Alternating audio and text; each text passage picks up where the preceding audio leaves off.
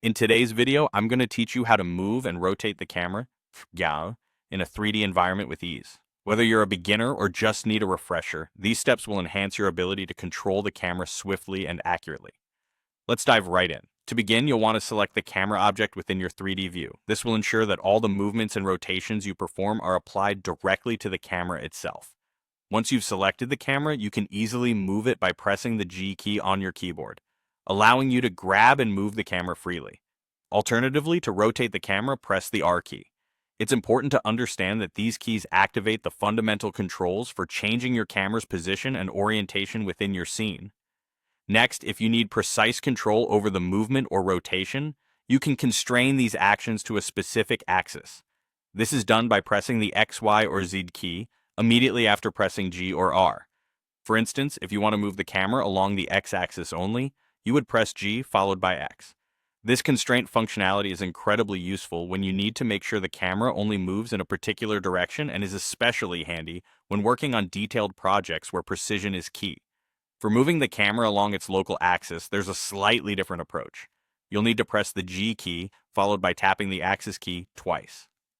For example, double tapping the X key after pressing G will allow you to move the camera along its local X-axis.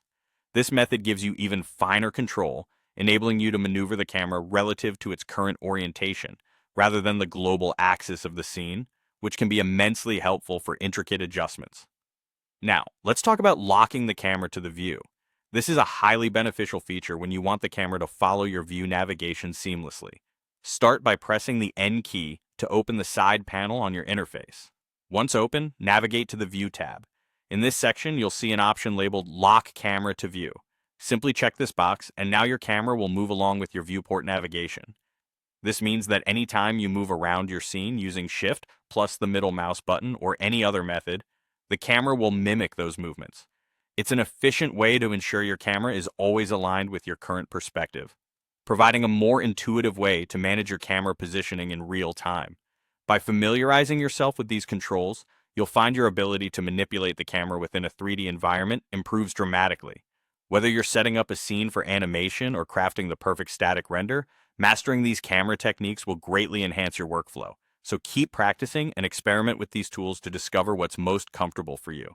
Thank you for watching, and until next time, happy animating.